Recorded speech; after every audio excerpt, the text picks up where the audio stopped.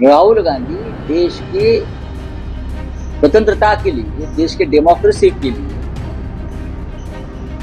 देश में जो गुलामी आ रही है अमेरिका के माध्यम से उसको खत्म करने के लिए राहुल गांधी लड़ रहे हैं। पीएम की आंख में डर दिखता है,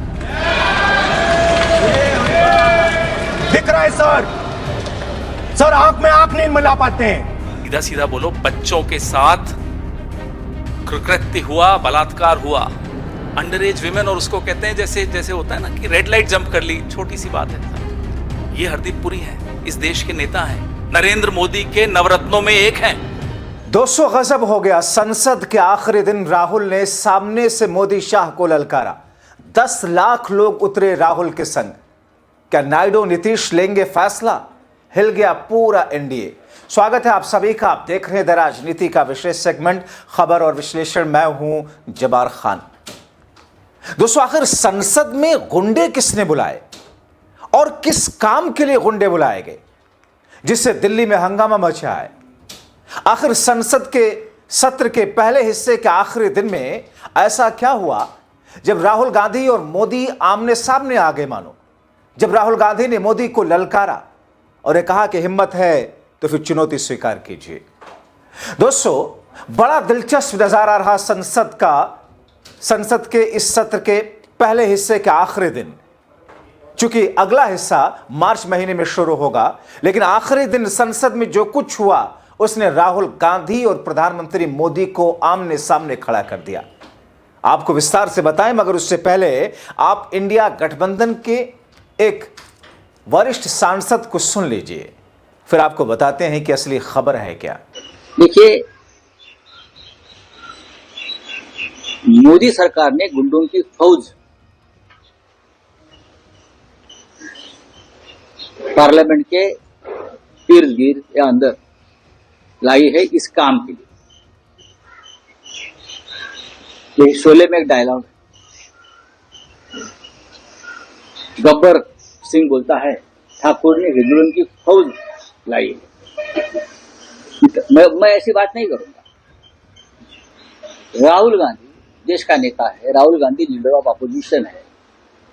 राहुल गांधी देश की स्वतंत्रता के लिए, देश के डेमोक्रेसी के लिए, देश में जो गुलामी आ रही है अमेरिका के माध्यम से उसको खत्म करने के लिए राहुल गांधी लड़ रहे हैं। अमेरिका से जो ट्रेड डील मोदी जी ने किया है, वो जिसको स्वीकार करना है, ये जो एमपी जिसका आपने नाम लिया, तो जाकर व्हाइट हाउस में झाड़ू पोछा लगा सकते, गुलामी कर सकते लोग।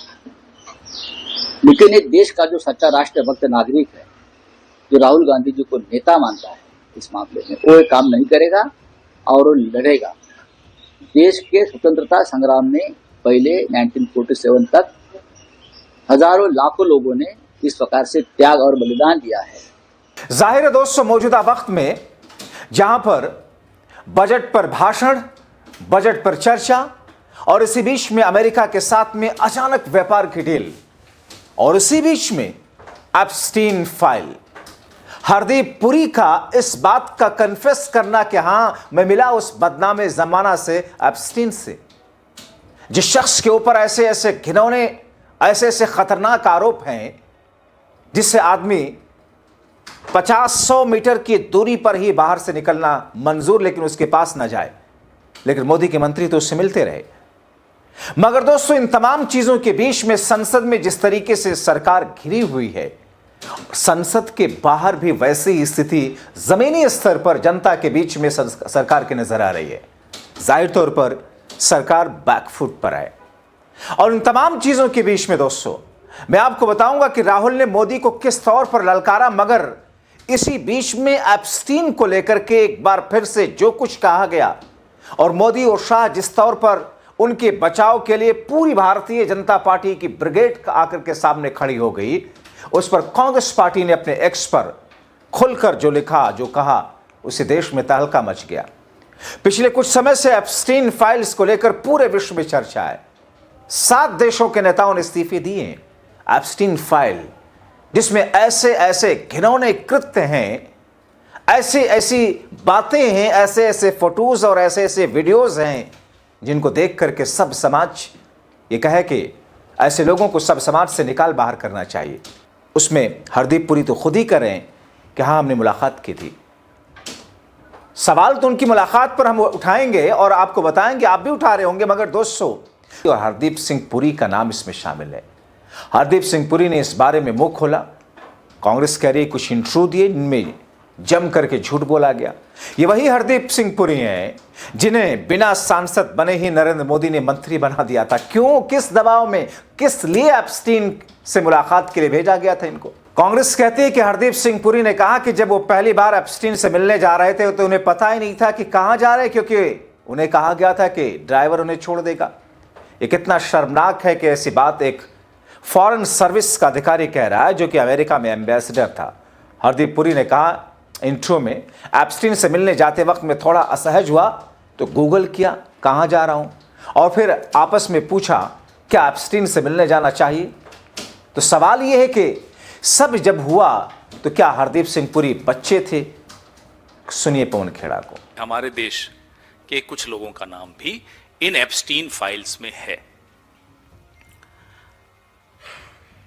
मोदी जी का नाम है, लेकिन जो गंभीर मुद्दा है, बार बार जिसका नाम आता है और वो चुप रहते तो शायद हम ये सब नहीं बोलते, लेकिन उन्होंने मुंह खोला और झूठ बोला। उनका नाम है हरदीप सिंह पुरी। ये हरदीप सिंह पुरी पहले तो प्रेस कॉन्फ्रेंस करते हैं, उसमें जो अनाप शनाप बोला आपने सुना, उसमें बोलते हैं अंडर एज विमेन। ये अंडर एज विमेन क्या होता है साहब? सीधा सीधा बोलो, बच्चों के साथ कृकृत्य हुआ, बलात्कार हुआ। अंडर एज विमेन, और उसको कहते हैं जैसे जैसे होता है ना कि रेड लाइट जंप कर ली, छोटी सी बात है साहब। ये हरदीप पुरी हैं, इस देश के नेता हैं, नरेंद्र मोदी के नवरत्नों में एक हैं। बिना सांसद बनाए इन्हें मंत्री बनाया, इंडिपेंडेंट चार्ज दिया। कुछ तो कारण रहा होगा। उसके बाद हरदीप सिंह पुरी इंटरव्यू देने लगे साहब, एक के बाद एक इंटरव्यू, एक के बाद एक झूठ, एक के बाद एक, हर इंटरव्यू में झूठ। कहते हैं कि जब वो पहली बार एप्स्टीन से मिलने जा रहे थे तो उन्हें पता ही नहीं था कहां जा रहे थे। उन्हें कहा गया कि ड्राइवर पहुंचा देगा। ये देश के फॉरेन सर्विसेज के अधिकारी रहे हुए हैं, डिप्लोमेट हैं, एम्बेसडर रहे हुए हैं। एम्बेसडर साहब को पता ही नहीं था कि वो गाड़ी उनको कहां ले जा रही है। दोस्तों बात सिर्फ इतनी ही नहीं है, हरदीप पुरी क्या इसमें शामिल है, और शामिल है तो फिर इनको मंत्री क्यों बना दिया गया? और क्या इनको मंत्री इसीलिए बनाया गया क्योंकि हरदीप सिंह पुरी इसमें शामिल है कि कोई ऐसी डील के लिए उस बदनामे जमाना एप्स्टीन के पास गए थे और उसमें भारत की सरकार चलाने वाले उच्च स्तरीय लोग, शीर्ष लोगों के लिए कोई डील करने गए थे? ये सवाल तो उठेंगे क्योंकि उनको बिना सांसद रहते हुए मंत्री बना दिया। पवन खेड़ा आगे जो कहते हैं वो भी सुन लीजिए। सेकंड क्लास के बच्चे हो, मालूम है कहां जा रहे हो, गूगल ने बता दिया कहां जा रहे हो, ये एड्रेस किसका है, फिर आपस में सलाह मशविरा कर रहे हो। अनईजी हो, गूगल ने बता दिया कहां जा रहे हो, और फिर कहते हैं साहब हाथ में लॉलीपॉप था, जाना तो था। ये अधिकारी है फॉरेन सर्विसेज के, ये मंत्री हैं कैबिनेट के, और बहाने देखिए इनके। पहले तो पता नहीं था, पता चला तो अनईजी हो गए, लेकिन गाड़ी नहीं रुकवा पाए, किडनैप हो गए थे। फिर जो साथ में थे शायद उन्होंने कहा होगा अरे बाबू बैठ जाओ बच्चे, चलो हम भी तो हैं तुम्हारे साथ, यही हुआ होगा। ये मजाक है। फिर इनको मंत्री बना दिया मोदी जी ने। दोस्तों इससे पहले भी ऐसा हुआ था कि जब मोदी के संसदीय मंत्री ने संसद में बीजेपी और मोदी शाह पर लगने वाले आरोपों पर राहुल गांधी को ऑथेंटिकेट करने के लिए खड़े होकर कहा तो फौरन राहुल गांधी ने खड़े होकर उसे ऑथेंटिकेट करने की बात कर दी।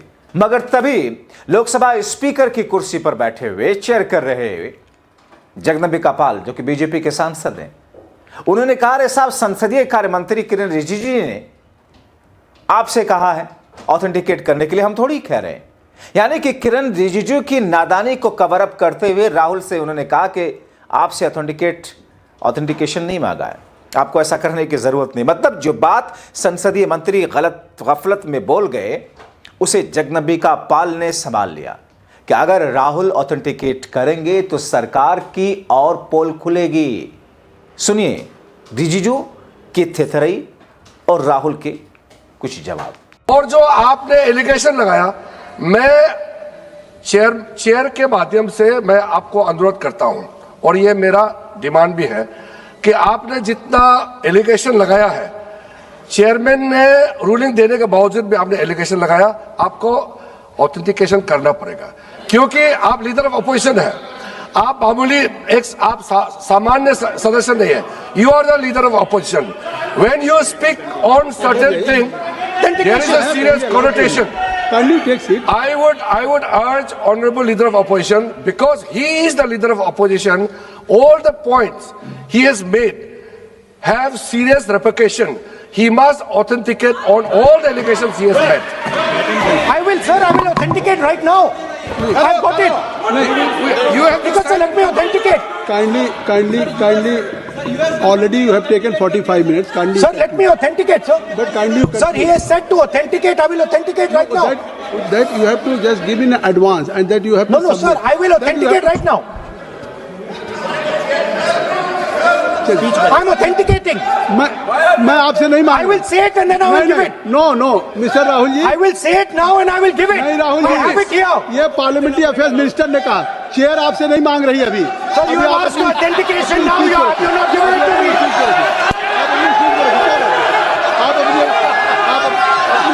और दोस्तों, इसीलिए जब संसद का सत्र के पहले हिस्से का आखिरी दिन था, तो फिर एक तरफ से कई सारे आरोप मोदी पर लग रहे थे, विपक्ष की तरफ से, इंडिया गठबंधन की तरफ से।